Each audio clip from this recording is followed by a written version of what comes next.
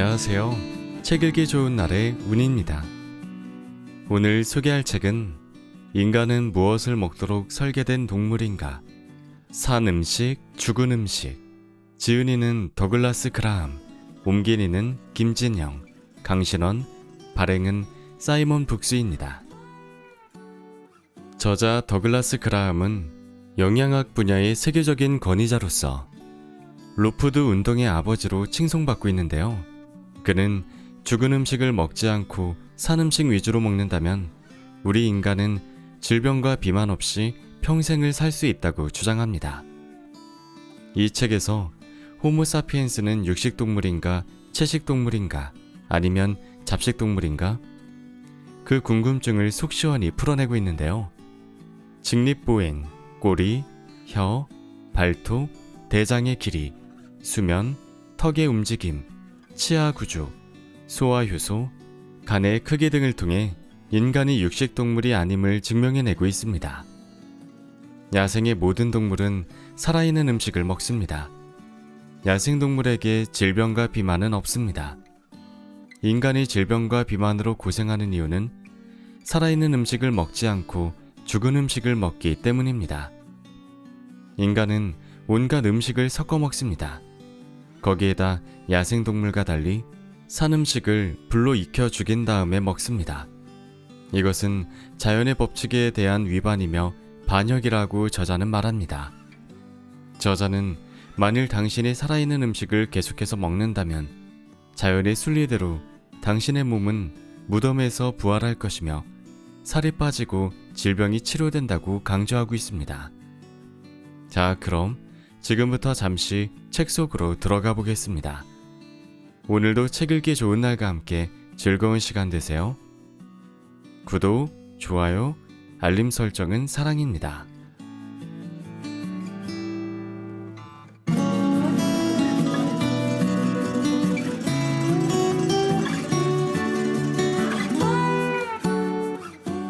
인간은 무엇을 먹도록 설계된 동물인가? 어떤 동물이 무엇을 먹는 동물인지 알아내는 방법은 무엇일까? 만일 당신이 어떤 어린 동물을 애완용으로 선물 받았다고 가정해보자. 그리고 그 동물이 무엇을 먹는 동물인지 전혀 모른다고 가정해보자. 삼촌이 선물했을 수도 있고 이웃으로부터 분양받은 동물일 수도 있다. 그 어린 동물에게 무엇을 먹여야 할지 어떻게 알 수 있을까? 그 대답은 비교적 간단하다. 그 동물들에게 자연 상태의 다양한 음식을 제공해 보기만 하면 된다. 그 동물은 어떤 음식을 먹을 수 있도록 설계되었고 수백만 년, 수천만 년 그렇게 진화해 왔기 때문이다. 어떤 동물은 당신이 제공한 음식을 못 본 채 할 수도 있다. 어린 고양이는 당신이 내준 맛있는 사과에 고개를 돌릴 것이다. 나는 내가 야생에서 구조했던 어린 동물들과 함께 이 실험을 성공적으로 해낸 경험이 있다. 같은 방식으로 어린아기에게 실험을 해보자. 아이가 노는 방에 생소고기와 사과를 함께 놓고 아기 뒤에 앉아보자. 그 아이가 어떤 것을 가지고 놀며 어떤 것을 먹는지 관찰해보자.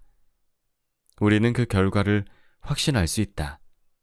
이번엔 한쪽에 생땅콩과 같은 생견과류 또는 쌀이나 보리 같은 씨앗류를 놓아보자. 그리고 다른 한쪽엔 신선하고 달콤한 오렌지나 사과를 놓아보자. 그리고 견과류나 씨앗류, 그리고 과일 중에서 무엇을 선택하는지 지켜보자. 초등학생이라도 예측할 수 있다. 아이는 당연히 달콤한 과일을 선택할 것이다. 나는 당신에게 라틴어와 그리스어로 된 복잡하고 현학적인 용어와 이론으로 당신을 설득하고 싶지 않다. 진실은 그렇게 복잡한 것이 아니기 때문이다. 우리 인간은 과연 육식동물일까? 우리가 육식동물이 아니라는 증거는 하늘의 별처럼 무수히 많다. 해부학, 생리학, 생화학, 심리학을 모두 동원해도 증거는 차고도 넘친다. 어떤 동물이 고기를 먹는다고 해서 그 동물이 반드시 육식동물이라고 볼 수 없다. 야생의 모든 육식동물들은 주로 다른 동물들의 시체에서 나온 생고기를 즐겨 먹는다. 육식 동물들은 살코기뿐만 아니라 근육도 먹고 지방도 먹는다. 따뜻하고 신선한 피와 체액들도 맛있게 핥아 먹는다. 그들은 내장도 먹지만 부분적으로 소화된 내장 속의 내용물들도 맛있게 먹는다. 심지어 작은 뼈와 골수 및 연골을 으깨고 쪼개어 먹는다. 예를 들어 개는 인간에 비해 칼슘을 더 많이 필요로 한다. 육식동물의 몸은 산성이 매우 강하기 때문이다. 무슨 말인가 하면 육식동물의 혈액과 뼈 속에 칼슘이 많아야 살코기의 산성물질을 중화시킬 수 있기 때문이다. 또한 야생의 동물들은 인간에 비해 훨씬 더 많은 단백질을 필요로 한다.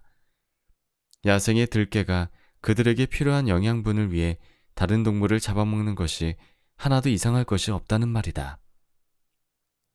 우리 인간은 본능적으로 지구상의 다른 동물들을 사랑한다. 우리 인간은 강한 손발톱과 날카로운 치아로 토끼의 목숨을 제압하는 행위에 흥미를 느끼지 않도록 설계되어 있다. 우리 인간은 죽은 토끼를 보고 사자처럼 침을 흘리지 않는다.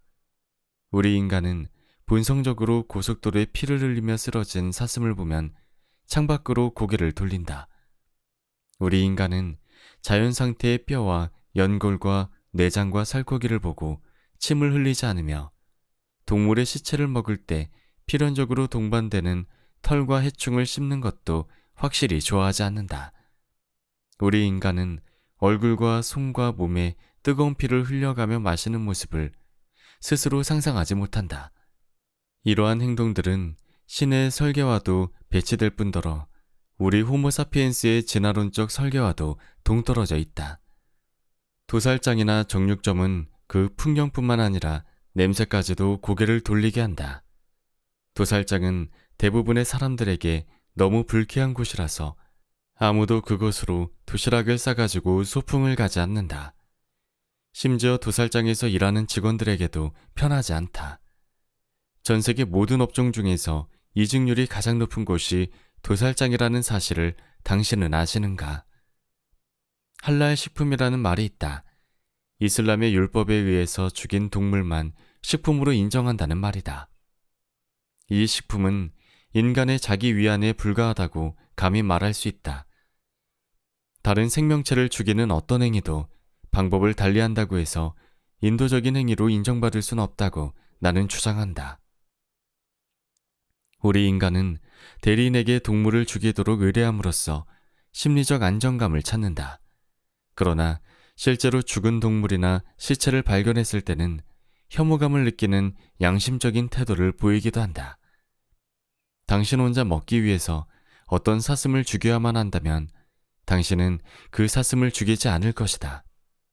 그럼에도 불구하고 우리는 대리인을 시켜 동물을 살해하도록 사주한 다음 그 살코기와 내장을 요리하고 양념으로 맛을 내서 침을 흘리며 먹는다. 우리는 동물을 좀 더 받아들이기 편한 음식으로 이름을 바꿈으로써 그 동물의 실체를 감춘다. 우리는 소와 돼지와 양의 살아있는 시체를 먹지 않고 양꼬치와 햄과 스테이크를 먹는다. 피가 뚝뚝 떨어지는 소의 살에는 피가 징그럽다며 고개를 돌리면서 소금과 후추를 뿌린 스테이크를 보면 육즙이 살아있다면서 침을 흘린다. 우리 인간은 음식에 동물의 다른 특성을 부여함으로써 현실을 더욱 왜곡하는 묘한 습성을 발달시켰다. 인간은 왜 육식동물이 아닌가? 증거는 차고도 넘친다. 이 증거들은 생리학, 해부학, 미학, 심리학적 관점에서 고찰한 것들이다. 여기에 펼쳐진 증거들을 다 읽어본 후에 당신이 먹는 음식에 대해 진지해지기 바란다. 인간이 육식을 하도록 설계되었다는 증거는 어디에도 없다. 당신은 결국 내 말에 동의하리라 믿는다. 장담한다. 인간은 과연 무엇을 먹는 동물일까? 우리 현대인의 본능은 심하게 왜곡되어 있다. 그럼에도 불구하고 인간의 본능은 여전히 우리 몸속에서 살아있다. 인간이 만일 모두 자연으로 다시 돌아가게 된다면 그 본능은 다시 효력을 발휘하게 될 것이다. 따라서 우리 인간이 완전히 자연으로 돌아갔을 때를 가정해서 질문을 던져보기로 하자. 인간의 본능적인 음식은 무엇일까? 인간을 번성하게 하고 위대하게 만드는 데 결정적인 역할을 한 그 음식은 무엇일까? 인간이 불과 요리 도구의 도움 없이 본능적으로 무엇을 먹는 동물인지 생각해보자. 그래야만 같은 조건에서 다른 야생동물과 구분할 수 있지 않겠는가? 자연은 모든 동물에게 공평하게 먹이를 제공한다. 우리 인간은 문명사회에서 살고 있지만 여전히 자연의 지배를 받는다. 신이 우리 인간에게 무엇을 먹고 살아라고 명령했던 것은 현재에도 유효하다. 우리가 지구라는 자연에서 인간으로 머무는 한 우리 몸과 영혼은 구조적으로나 생리적으로나 동일하기 때문이다. 당신이 나에게 아래 6가지 질문을 던졌다고 가정하고 내가 대답하는 형식을 취해보자. 질문 1. 인간은 과연 초식동물인가? 초식동물은 자연에 있는 풀, 잡초, 나뭇잎, 줄기와 같은 것들을 주로 먹는다. 채식주의자란 식물에서 유리한 음식만 먹는 사람을 말한다. 채식주의 음식에는 과일과 채소가 주를 이루지만 실제로 채식주의자는 육식 이외의 음식과 모든 것을 먹는다는 광범위한 의미로 사용되는 것도 사실이다. 이 책을 읽고 있는 당신에게 묻겠다. 당신이 허기를 해결하기 위해 산과 들을 헤매면서 풀과 잡초와 나뭇잎을 찾아다니는 것이 매력적으로 느껴지는가? 그런 행위가 당신의 시선을 끌고 후각을 자극하고 입맛을 자극하는가? 물론 그렇지 않을 것이다. 풀과 잡초는 당장 당신의 배고픔을 충족시키지 못하기 때문이다. 인간은 다른 초식동물과 달리 풀과 잡초를 분해하는 셀룰라아제와 같은 효소를 분비하지 못한다. 따라서 우리 인간은 이 식물들로부터 우리 몸의 주요 연료인 당을 얻지 못한다. 오히려 이러한 식물들을 섭취하고 배설하는 과정에서 많은 에너지 손실을 초래할 뿐이다. 우리 인간은 양상추, 샐러리, 시금치처럼 잎이 많은 녹색 식물을 먹는다. 또한 거친 십자화가, 채소, 비트, 브로콜리, 콜리플라워, 양배추, 케일 등도 먹는다. 이렇게 특별히 거친 채소들은 물에 녹지 않는 불용성 식이섬유가 많아서 그대로 섭취하면 소화하기 어렵다. 우리의 입맛을 의도적으로 적응시킬 수는 있겠지만 본능적으로 인간의 입맛에 맞는 음식이 아닌 것이다. 모든 채소는 단백질, 필수 지방산, 무기질, 비타민, 그리고 약간의 당을 함유하고 있다. 우리 인간은 어느 정도 그 물질들을 소화시킬 수 있기도 하다. 그러나 자연이 인간에게 하사한 음식을 충분히 섭취하기만 한다면 인간이 특별히 즐겨 하지 않는 식물을 생으로 먹을 필요는 없다는 것이 나의 주장이다. 인간은 생물학적으로 다양한 식물성 성분이 포함된 음식을 섭취하도록 설계되어 있다는 사실은 인정한다. 인간의 식단에 채소가 포함되어 있기는 하지만 인간은 본질적으로 초식동물이 아니다. 소나 염소처럼 4개의 위를 가지고 있지도 않다. 우리 현대인들이 당연한 것으로 여기는 각종 식물들은 인간의 이상적인 연료나 영양소의 공급원이라고 말할 수 없다. 인간은 분명히 풀을 먹는 초식동물이 아니라는 점을 말하고 싶다. 인간과 유전적으로 99.6% 일치하는 침팬지의 위도 인간과 똑같이 한계다.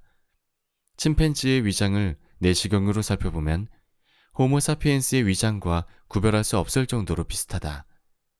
그들은 과일을 주식으로 하고 주로 채식을 한다. 개미나 곤충 등을 먹기도 하는데 전체 식사에서 차지하는 비율이 5%를 넘지 않는다. 질문 2. 인간은 녹말 음식을 먹는 동물인가? 녹말 음식은 곡물, 뿌리 및 덩이줄기, 콩류, 이렇게 3종류로 분류된다. 곡물. 본능적으로 풀의 씨앗인 곡물을 먹는 동물이 있다. 이 동물을 우리는 그래노보어라고 부른다. 비슷한 용어인 그래미너보어는 주로 풀을 뜯어먹는 초식동물을 지칭한다. 자연의 많은 새들은 풀과 잡초의 씨앗을 먹고 산다. 자연 속에서 수만 개의 풀씨가 있는데 밀, 쌀, 귀리, 호밀, 그리고 보리 등이 그것이다. 이 풀씨들은 모두 지난 1만 년 동안 인간이 자연을 지배하면서 발전시킨 것들이다. 물론 인간은 모두 동물적으로 자연 상태의 풀씨를 음식으로 받아들이기 힘들어한다. 우선 이러한 곡물들은 인간이 씹거나 소화하기 힘든 형태로 자란다. 곡물을 먹는 새들은 목구멍이나 식도의 맨 끝에 모이 주머니를 가지고 있다. 새들이 통째로 삼키는 곡물이 거기서 발화되어 소화가 가능해진다. 곡물은 인간이 생으로는 소화시키기 힘든 음식이다. 불을 사용해서 익히더라도 복합 탄수화물을 분해하기 위해서는 강력한 소화력을 필요로 한다. 야생의 다른 새들처럼 자연 상태의 밀알이나 쌀의 이삭과 같은 풀씨를 한두 수저 입에 넣어보시라. 껄끄러운 느낌을 지울 수 없을 것이다. 몇 번 양보해서 그 곡물의 씨앗으로 만든 생가루를 한 수저만 입에 넣어보시라. 역시 당신은 힘들어할 것이다. 수분이 없어 너무 건조하기 때문이다. 비록 현재 대부분의 인간이 곡물과 녹말을 소비하고 있기는 하나 자연 상태의 음식으로 보기는 힘들다. 곡물이 자연적인 형태로는 인간의 구미를 당기게 하지 않는다는 사실은 인간이 불을 사용하기 전에 본질적으로 곡물을 먹는 동물이 아니었음을 충분히 시사해준다.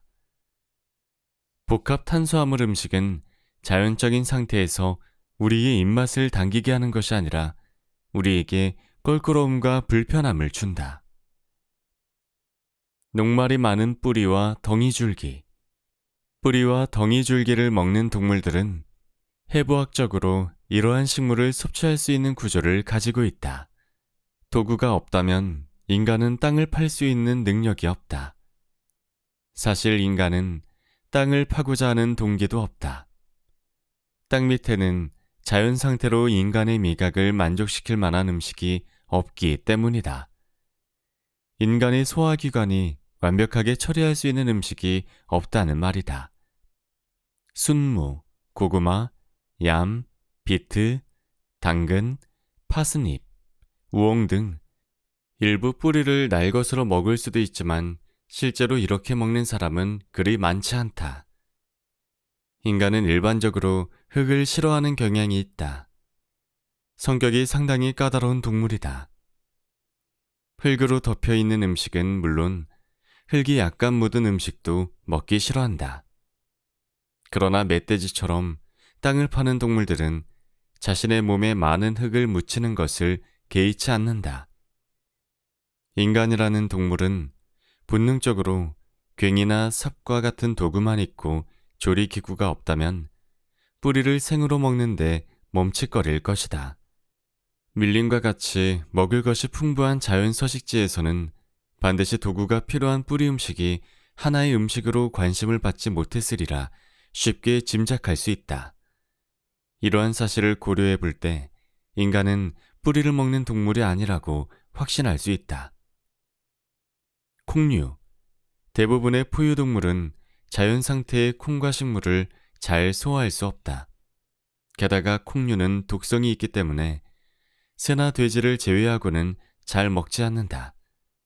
날것 상태로는 맛이 없을 뿐만 아니라 독성까지 있다.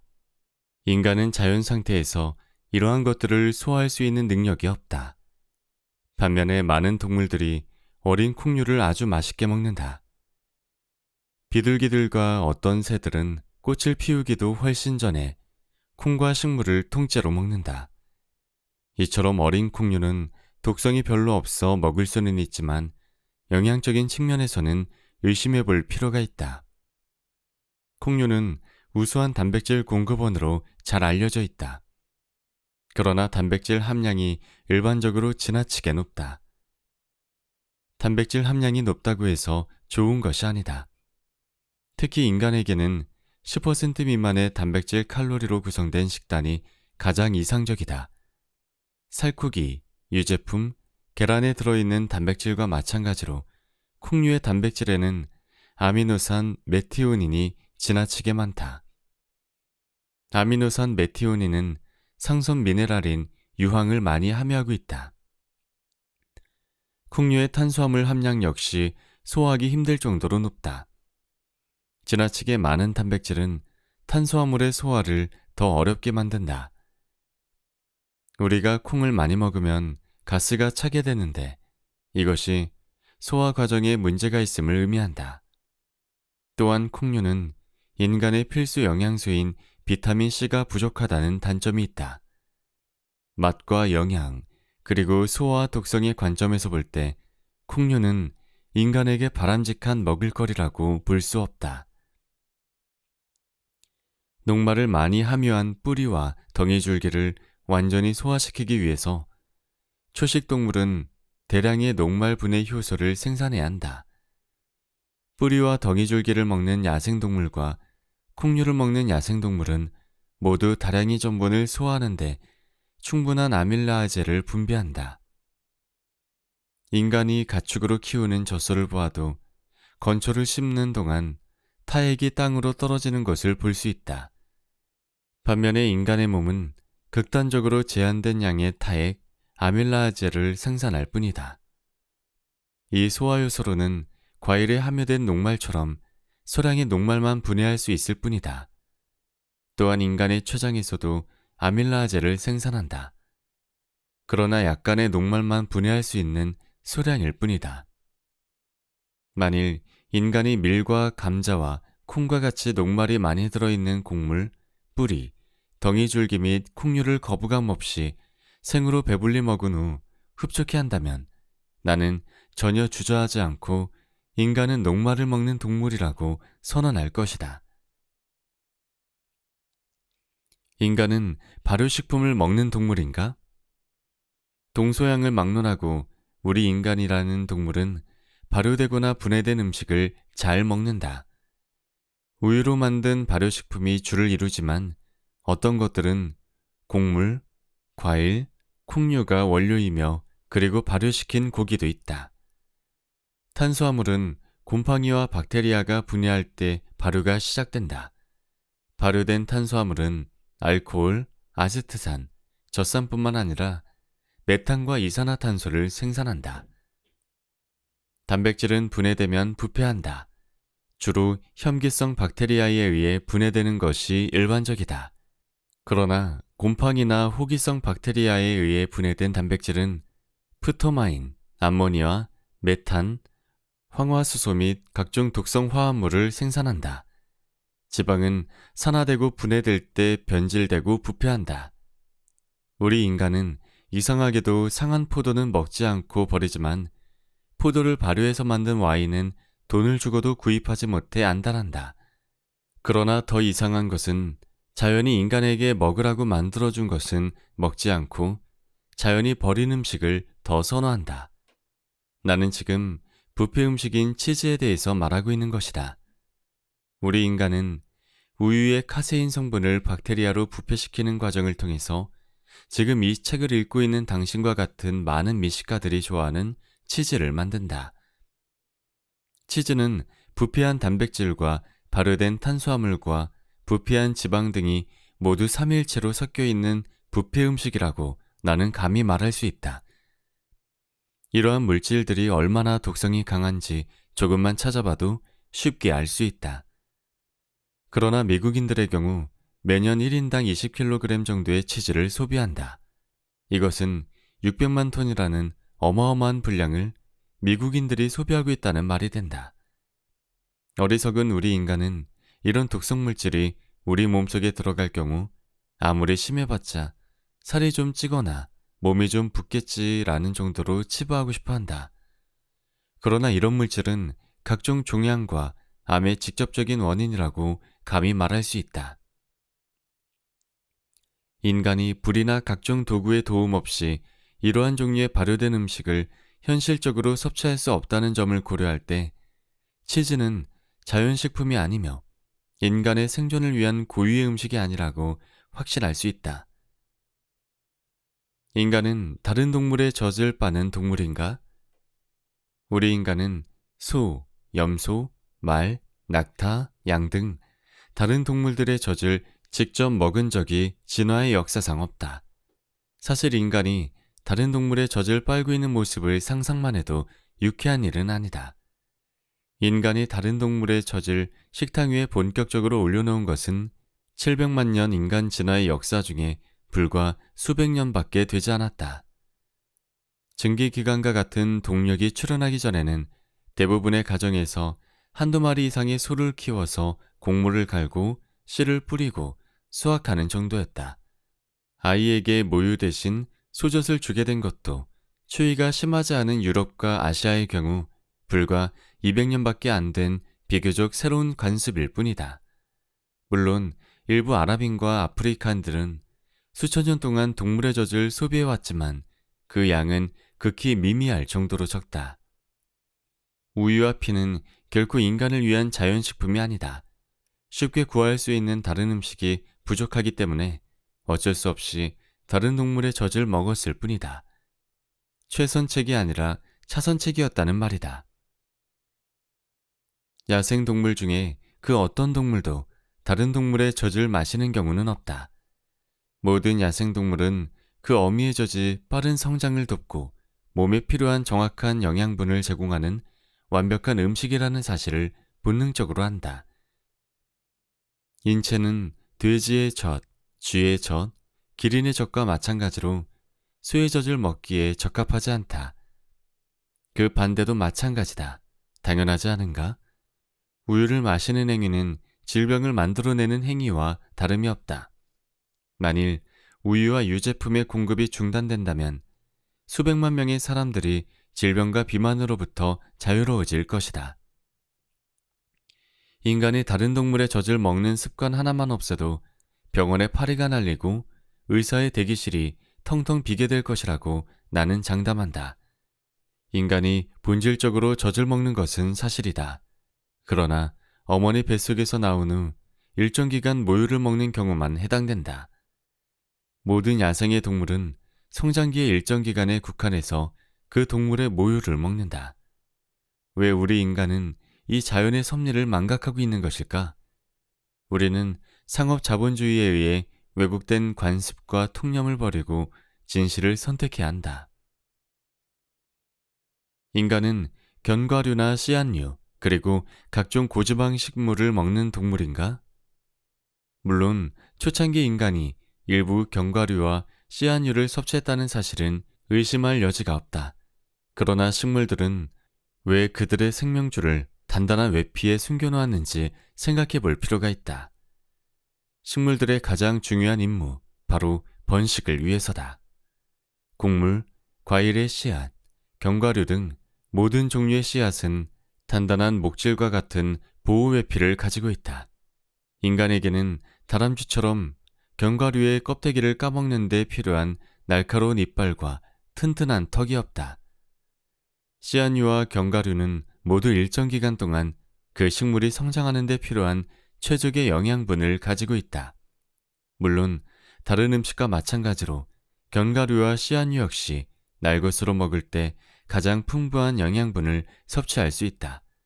그러나 우리 인간은 주로 불에 익혀서 먹는데 지방과 단백질을 가열해서 먹으면 질병의 원인이 된다. 계속되면 암을 유발할 수 있다. 당신은 견과류를 생으로 먹든지 아니면 아예 먹지 말아야 한다. 그러나 현대 인간 대부분은 생견과류와 날것의 씨앗을 먹어본 적이 거의 없다. 수분 함량이 높은 진짜 생견과류는 사과와 같은 질감을 가지고 있다. 그러나 시중에서 판매되는 모든 견과류와 씨앗은 오븐에서 저온으로 며칠 동안 건조한 것들이다. 곰팡이가 생기지 않도록 보관 수명을 연장시킨 가공품이라는 말이다. 안타깝게도 우리 인간은 견과류와 씨앗을 소화할 수 있는 능력이 형편없다. 견과류와 씨앗은 지방 함유량이 아주 많아서 55에서 90%에 이른다. 따라서 아주 적은 양으로 가끔 먹는 것이 가장 좋다. 이렇게 소량을 가끔씩만 먹어도 지방산, 아미노산 및 포도당으로 분해되려면 많은 시간이 필요하다. 쓸개가 담즙을 분비하여 소화시키기 전에 몇 시간씩이나 지방이 소장에 남아있을 수 있다. 반대로 아보카도, 두리안, 올리브 열매 등의 고지방 과일은 비교적 소화하기 쉬운 지방들을 함유하고 있다. 이러한 과일들도 물론 30에서 70%까지 지방이 많은 것도 사실이다. 특히 지방 함량이 높은 코코넛 과육은 젤리와 같은 상태에서는 쉽게 소화되지만 숙성시키거나 굳으면 소화가 거의 불가능하다. 잎이 부드러운 채소들을 익히지 않은 신선한 상태로 먹으면 채소에 함유된 지방산을 비교적 쉽게 소화할 수 있다. 그러나 일부 채소에는 독성 유황 화합물이 포함되어 있다. 우리 인간은 과일과 부드러운 잎에서 우리 인체가 원하는 최적의 지방산을 추출하고 소화할 수 있도록 설계되어 있다. 생물학적으로 인간은 지방을 주 영양소로 섭취하는 동물이 아니라 부수적으로 섭취하는 동물이다. 물론 아보카도나 소량의 견과류와 씨앗을 가끔 섭취하면 만족감을 주고 기본 식단을 보완해주기도 한다. 그러나 인간은 기본적으로 탄수화물 위주로 먹도록 설계된 동물이다. 인간은 잡식성 동물인가? 현실 세계에서 인간은 당연히 잡식성이다. 가스레인지, 조미료, 인공 감미료, 향신료 등의 도움을 받으면 거의 모든 음식을 먹을 수 있다. 그러나 인간이라는 동물이 야생동물처럼 완전한 자연 상태에 놓인다면 자연의 제철 음식을 먹을 수밖에 없다. 당연히 우리의 미각이 끌리는 자연 상태에 산 음식을 먹어야 할 것이다. 불, 도구, 기술, 포장, 용기, 각종 감미료가 없다면 인간은 곧 잡식성을 잃어버리고 진화론적으로 설계된 달콤한 과일에 끌리게 될 것은 자명한 이치다. 인간은 과일을 먹고 살도록 설계된 동물이다. 순수한 자연 상태에서 인간은 과일을 먹고 산다. 과일을 먹는 영장류를 뜻하는 프루조보어는 주식이 과일이고 부수적으로 부드러운 녹색 채소를 먹고 사는 동물을 말한다. 여기서 말하는 과일에는 토마토, 오이, 피망과 같은 채소들도 포함시킬 수 있다. 다른 야생동물과 마찬가지로 인간은 실제로 다양한 음식을 섭취하면서 살아남았다. 그럼에도 불구하고 인간의 몸은 원초적으로 과일을 주식으로 섭취해야 건강하게 살 수 있는 동물이라는 점을 강조한다. 일부 극단적인 사람들은 다른 음식은 일절 먹지 않고 정말로 과일만 먹고 사는데 나는 이런 식습관을 100% 권장하지는 않는다. 부드럽고 색이 짙은 녹색 잎채소 역시 최적의 영양과 건강에 필수적인 미네랄과 각종 영양소를 제공하기 때문이다. 영양학적으로 과일은 다른 어떤 음식보다도 인간의 모든 필요를 충족시켜준다. 과일은 인간의 몸이 필요로 하는 영양소로 가득 차 있다. 그것도 인간에게 필요한 최적의 비율로 말이다. 물론 특정 채소나 특정한 음식들의 경우 특정한 영양소의 성분뿐만 아니라 다양한 영양소를 더 많이 함유하고 있을 수도 있다. 그러나 과일은 우리 몸이 필요로 하는 영양소를 딱 필요한 만큼만 함유하고 있다. 성분이 많다고 해서 반드시 좋은 것은 아니라는 점을 분명히 해둔다. 공기 중에 산소가 21%가 있지만 그것이 좋다고 해서 인간이 인위적으로 30%, 40%로 늘린다면 어떻게 되겠는가? 그렇다. 인류와 지구의 종말이 기다리고 있을 뿐이다. 인생이 그런 것처럼 음식에서도 과한 것은 부족한 것만 못한 법이다. 호모사피엔스는 본성적으로 단 것을 좋아한다. 따라서 달콤한 과일을 좋아한다. 당신은 고등학생 시절 생물 시간에 혀의 가장 앞자리에 단맛을 감지하는 미래가 있다는 사실을 배웠을 것이다. 이것은 진화론적으로도 아주 중요한 포인트다. 우리 인간은 문화와 환경에 의해 형성된 각각의 음식 문화와 관계없이 달콤한 생과일에 끌린다. 적당하게 익으면 과일은 자신의 탄수화물 성분을 인간이 더 이상 힘들게 소화할 필요가 없는 포도당과 과당, 당순당으로 변화시킨다. 과일 안에 듬뿍 들어있는 효소는 단백질을 아미노산으로 바꾸고 지방을 지방산과 글리세롤로 변화시킨다. 따라서 우리가 과일을 먹을 때는 그 달콤함만 즐기면 된다. 소화를 전혀 걱정할 필요가 없다는 말이다. 소화에 힘이 거의 들지 않기 때문에 당신은 사과 3개를 먹은 후에도 마라톤 42.195km를 아무런 부담 없이 완주할 수 있을 것이다. 그러나 당신이 고기 1kg을 먹게 되면 겨우 100m 달리기에도 벅찰 것이다.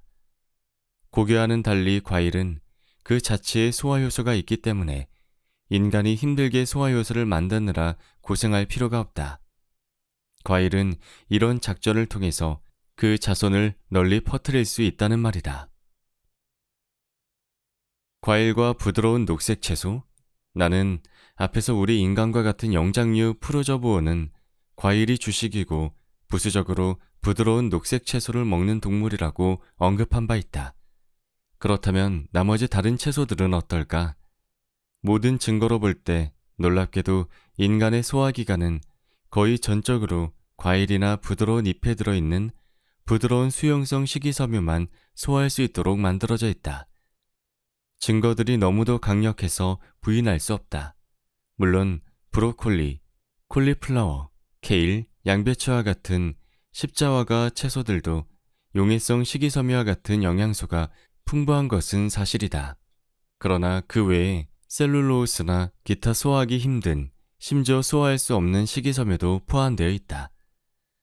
소화되지 않는 식이섬유란 소화기관이 이러한 물질을 분해할 수 없으므로 그것을 제거해야 한다는 것을 의미한다. 용해성 섬유와는 다르게 소화할 수 없는 섬유는 뻣뻣하기 때문에 우리 소화기관을 통과하면서 상처를 낼 가능성도 있다. 통곡물에 함유된 식이섬유도 마찬가지다. 이러한 채소들은 가장 어리고 가장 부드러운 상태로 먹을 때 소화가 가장 잘 된다. 최상의 결과를 얻으려면 오래 씹는 것이 좋다. 또한 믹서기를 사용해서 미리 소화하기 쉬운 형태로 만들어도 좋다. 차선책이다. 완전히 흡수하려면 완전히 소화해야 한다. 소화하기 어려운 음식을 섭취할 때마다 영양분이 파괴되며 장기간 계속될 경우 결국 우리의 건강에 문제가 생긴다. 우리가 셀룰로스나 기타 거친 불용성 식이섬유를 함유한 채소를 어느 정도 섭취할 수 있는 것은 사실이지만 이러한 음식이 우리의 소화기관 및 배설기관에 큰 부담을 준다는 것 또한 사실이다. 우리는 가능하면 장점을 최대한 이끌어내고 피해를 최소화해야 한다. 우리는 충분한 영양소를 원하는 것이지 최대의 영양소를 원하는 것이 아니다. 질감이 거친 채소에 들어있는 식이섬유는 과일이나 잎이 무른 채소의 부드러운 용해성 식이섬유에 비해 소화가 매우 어렵다. 따라서 이러한 채소는 인간에게 이상적인 음식이 아니라고 다시 한번 강조한다. 당신의 본능적인 감각에게 질문해 보시라. 당신이 지금 맛있는 과일을 먹으려 한다고 상상해 보시라. 포도, 복숭아, 멜론, 바나나, 사과, 자두, 오렌지, 망고, 무화과, 딸기 등 맛있는 과일이 당신의 눈앞에 푸짐하게 펼쳐져 있다고 상상해 보자. 먼저 손에 그 과일을 들고 눈으로 감상한다. 이제 과일을 코로 가져가서 달콤하고 독특한 향을 맡아본다. 당장 한 입 베어 먹고 싶겠지만 먼저 마음속으로 과일을 씹는 것을 상상해 본다. 그러면 입안에 침이 고일 것이다. 과일은 따로 준비할 것이 없다. 자연 상태 그대로 바로 섭취할 수 있는 완제품이다. 살아있는 과일은 인간의 시각을 끌고 후각을 자극하며 자연 상태로 잘 익기만 하면 인간에게 훌륭한 맛을 낸다. 자, 이제 다른 것을 상상해 보기로 하자. 이번에는 밀밭, 솥대 또는 날아다니는 새떼를 상상해 보시라. 이번에도 입에 군침이 고이는가? 과일이 인간의 주식이라는 사실에 강력하게 의문을 제기하는 사람들조차도 불을 사용할 수 없는 완전한 야생에서 식량을 찾아야 한다면 과일이 최고의 음식이다. 그렇다고 나는 지금 인간이 오직 과일만 먹어야 한다고 말하는 것이 아니다. 현대 생활에서 그럴 수도 없다는 사실을 나도 잘 알고 있다. 나는 지금 완전한 야생의 상태를 가정하고 말하는 것이다. 과일을 주식으로 섭취하게 되면 다른 모든 방법보다 단순한 밥상을 차릴 수 있다. 가장 단순한 것이 가장 진실한 것이다.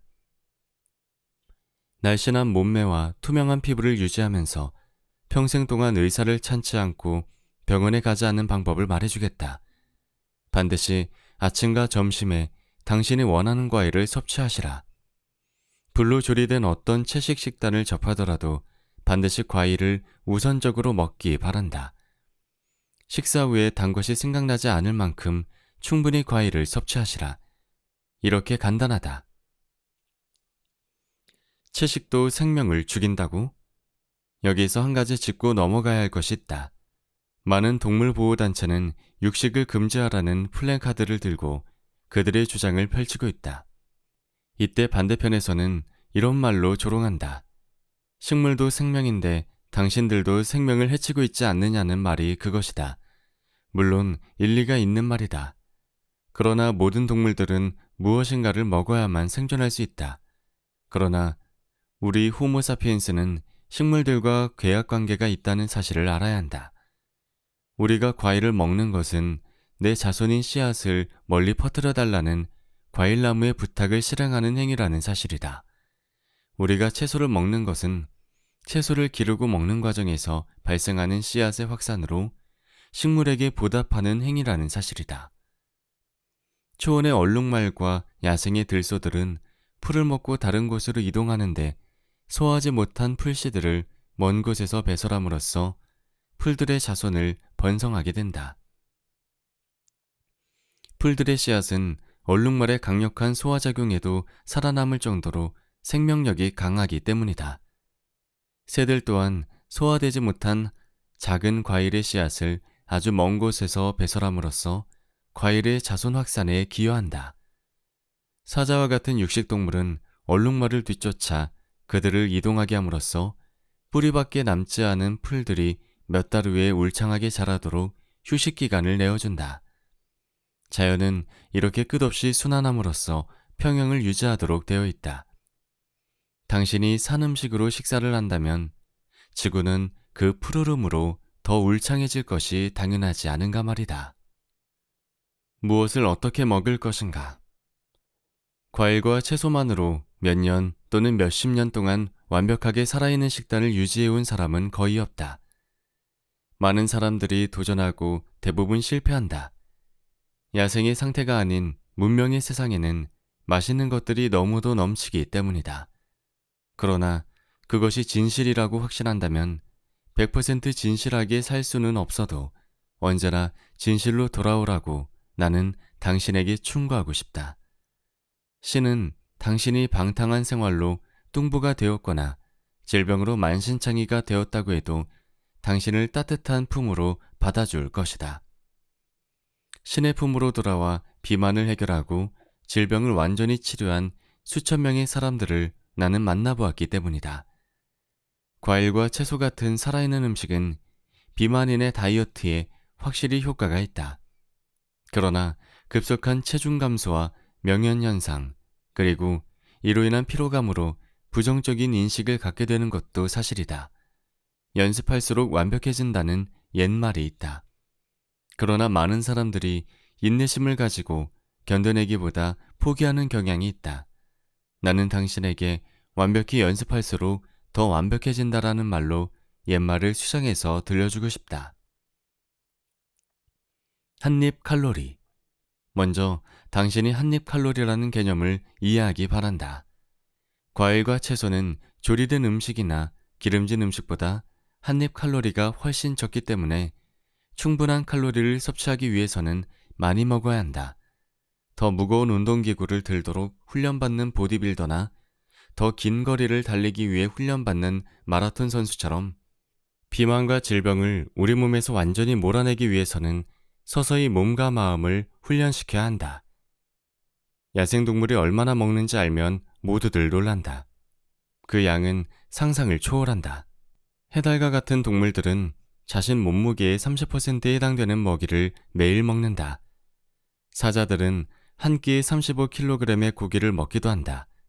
나는 바나나를 연속으로 무지막지하게 많이 먹는 꼬리감기 원숭이를 본 적이 있다.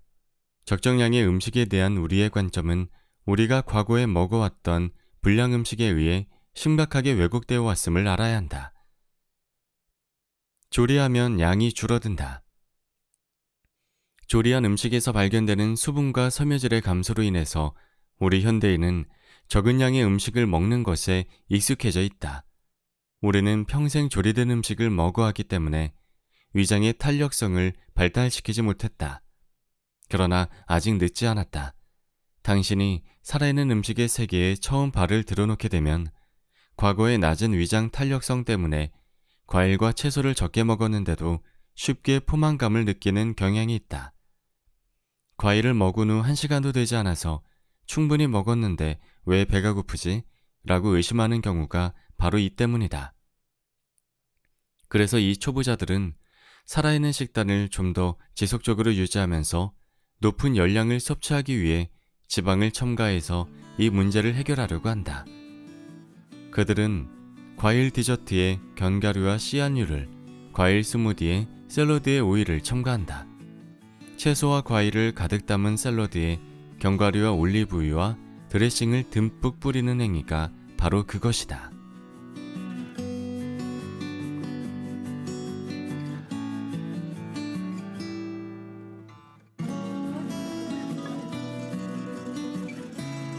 책 읽기 좋은 날, 오늘은 산 음식, 죽은 음식을 들려드렸습니다. 감사합니다.